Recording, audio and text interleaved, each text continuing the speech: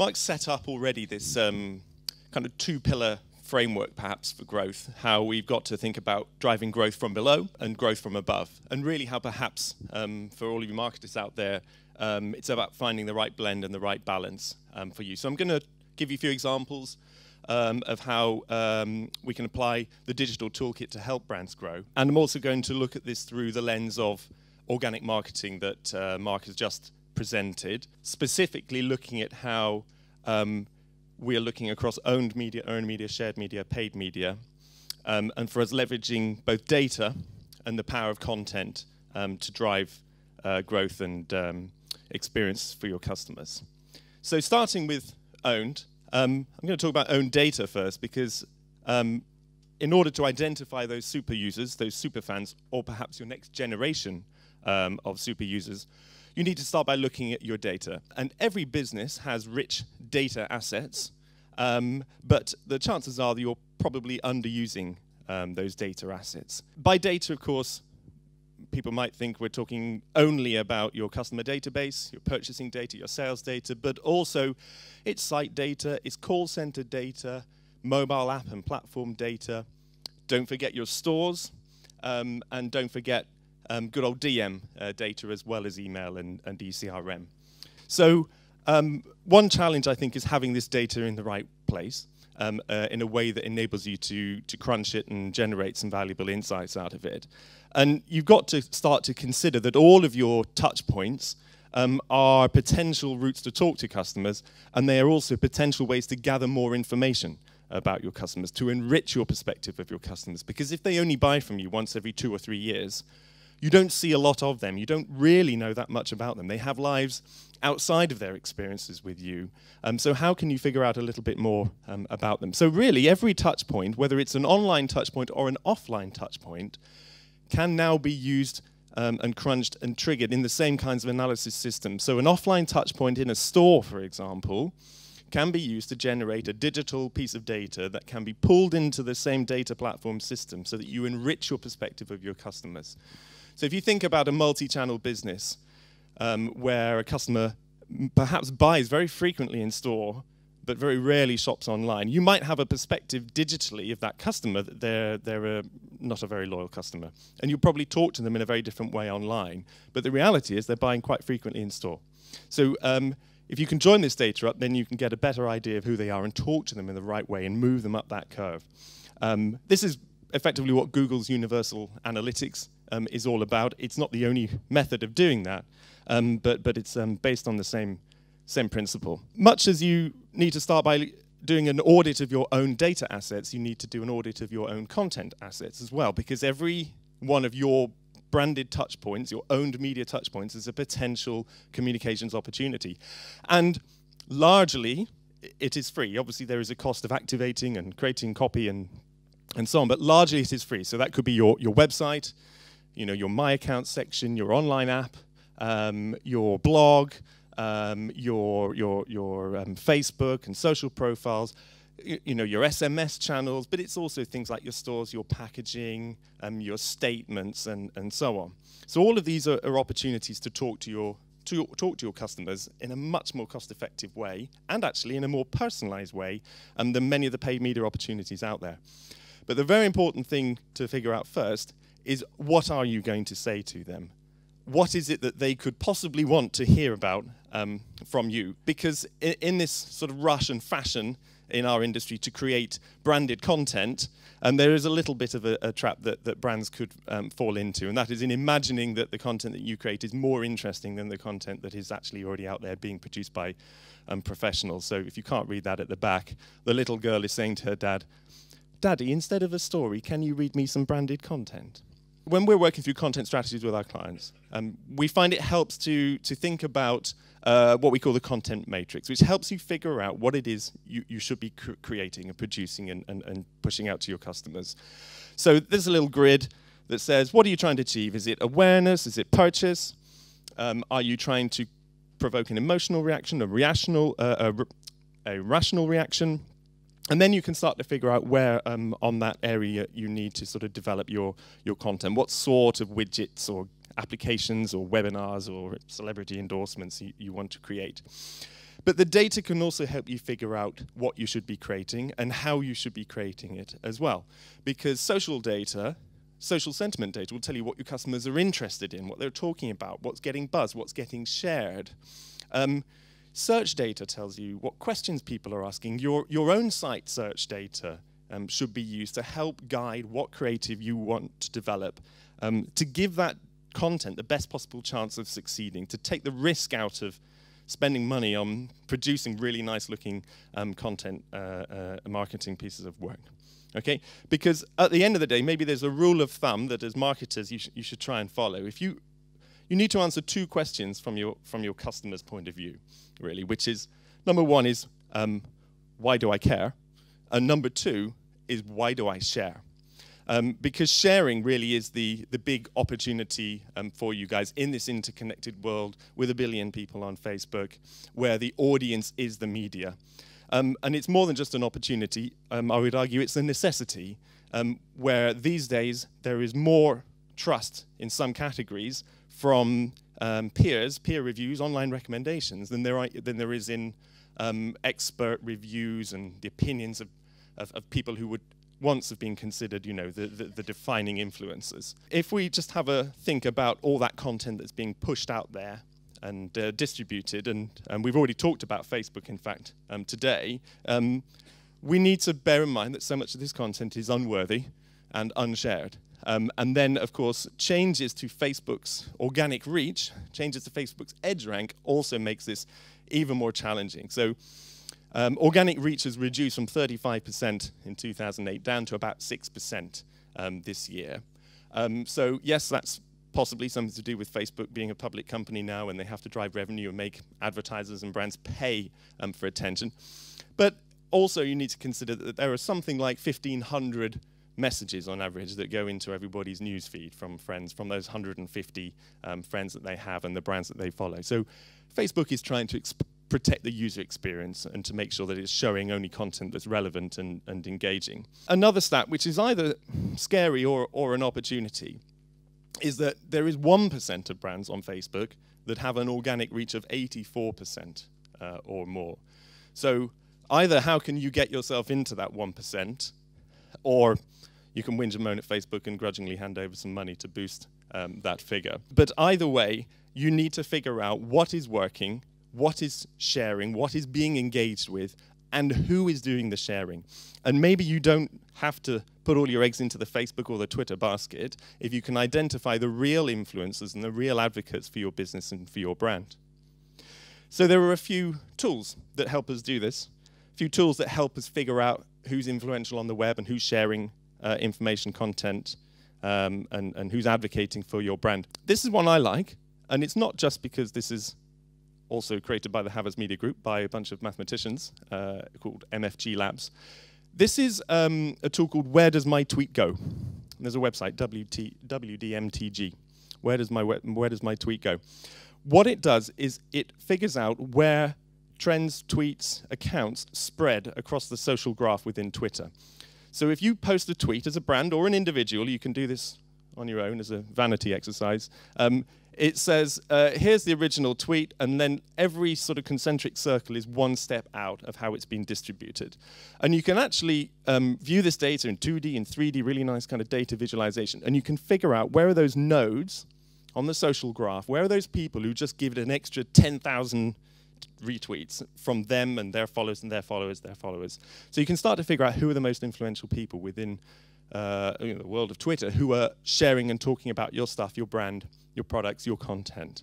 You can monitor your competition. You can observe and understand your message journey.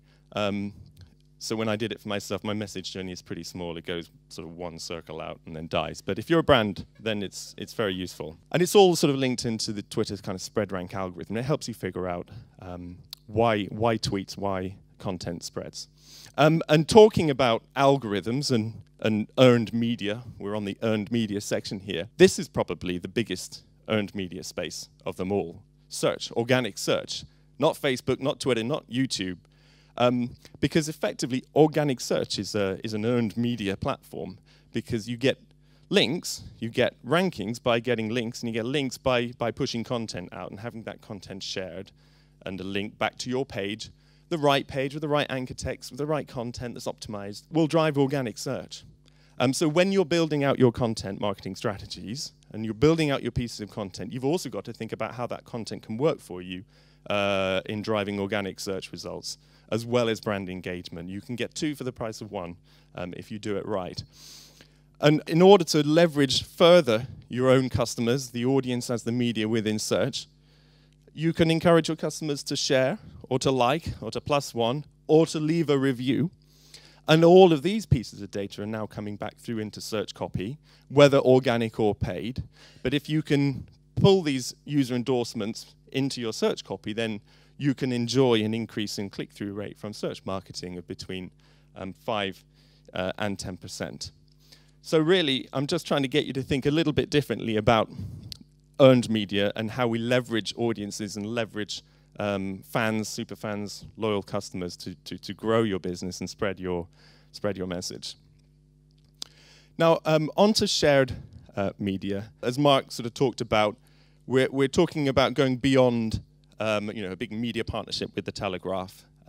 How do we find those partners, those brands, companies that have a similar user base, a related user base that can help augment your brand, augment your product, and give you that all-important digital reach? A traditional sort of version 1.0 way of doing this would be, to stick a leaflet in the parcel delivery from Amazon, get some extra reach, and maybe it's endorsed by Amazon in some sort of way and targeted. But really, I think a more modern and maybe a more curvy way of doing this is something like this. This is a partnership that at Havas Media Group we broker between Clark's Shoes and Bin Weevils. If you've got kids who are between 4 and 10, you'll probably know what Bin Weevils is. It's big gaming and community platform. But Clark's had created a range of shoes, and they created some little characters that sit behind those shoes. There was a Jack Nano character on all the boys' shoes and a Daisy character on all the girls' shoes. And Clark's had created some nice little stories and personalities for these characters behind the shoes. But when we got talking to Bin Weevils, we developed these characters out much, much further and created a whole sort of suite of games, of treasure hunts, applications, activities, chat room, community stuff that just went crazy on Bin Weevils. And the average dwell time, so maybe this is more appropriate for that little girl having a bedtime story, because the average dwell time for this content was 12 minutes. And over 500,000 Bin Weevils fans engaged with this content. But it was a reciprocal partnership, and no money changed hands between Bin Weevils and Clark's. And it was a reciprocal partnership that took Bin Weevils out in turn into the Clark's stores, 510 stores across the UK. And over 500,000 8-page booklets of games, fun, activity, puzzles, and so on were distributed through Clark's stores, all about Bin Weevils. This campaign directly contributed to Clark's record back-to-school season last year. So you can see that these are commercially powerful partnerships, not just about building the brand. So lastly then, onto paid marketing. And we talked about data and how do we use data to help that budget work harder and work smarter to drive your business growth across owned, earned, and shared, but also driving paid. So we talked a bit about creating segments earlier out of your own data, which more or less we call first-party data in this world, and second-party data from partners like Bin Weevils or like a media company is another way that you can enrich your perspective of your customers. So you understand more about them, about what they like outside of their experiences with you. If you're a travel company and you partner with an insurance company, you can find out who's looking for travel insurance and get fresh data to help you with your online targeting. And third-party data is the other way to augment and enrich these segments so that you understand more. So if we bring these data sources together into a data platform, and people call this a data management platform, you build these relevant segments, and then you can start to talk to these audience groups in a different way through real-time bidding, through programmatic media techniques. And to achieve that growth, then we'd also layer on lookalike modeling to say, here's a segment of users that look very much like your existing customers. This is the next place to mine for growth. And when we activate those segments in media, programmatically buying across mobile and display, but that also extends to search. You can buy search marketing on an audience targeted basis now. And that should extend to social. And that should also extend onto your site. Because what is the point of me knowing quite a lot about you and giving you a tailored ad experience and then taking you to the same old landing page as anybody else? Let's make it frictionless, as Catherine was saying. And it isn't just in the digital media, online media space. Media companies like Sky, Channel 4, are allowing us to do data matches so that we can isolate who their customers are and target just the ones that we want. And of course, in a few years' time, it is coming. And it's already here with Sky AdSmart. More and more traditional media channels, as we call them, are going to be bought on a programmatic basis based on really this data segmentation. I think we're getting to the point that it's joining up from the bottom up and from the top down ways of thinking, and trying to get away from a world where we think possibly just about paid media first.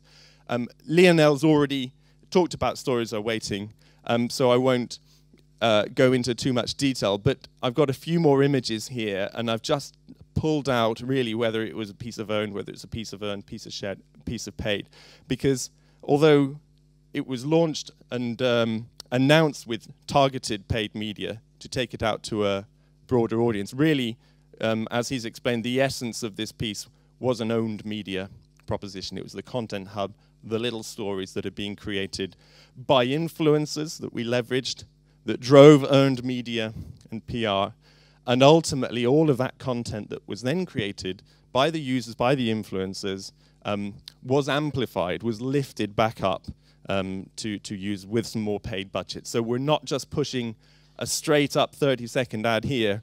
The final ad at the end of the campaign was put together from the content that was generated by all the users across the course of the campaign. Okay. So my last point is about how you blend the different approaches, bottom up, top down, or how you find the right formula for organic marketing, how you plan, how you budget. And there are a few techniques in the market. We've talked about econometric modeling. There's digital attribution. They help you figure out what's the best blend of channels and activities for you. But many of those tools really only focus on paid media, and we need to find a model that will consider earned and owned media as well. So we couldn't find one, so we built one at Havas Media Group. We built a tool called Radiance. It's a simulation. It's a model. We built this in partnership with an agent-based modeling company. They're called Concentric. They work with Netflix on their algorithm, big data company. And our tool helps us figure out what is the impact going to be of a particular campaign, judging across owned and earned media, and not just looking at traditional reach metrics, frequency metrics, coverage metrics, and things like that.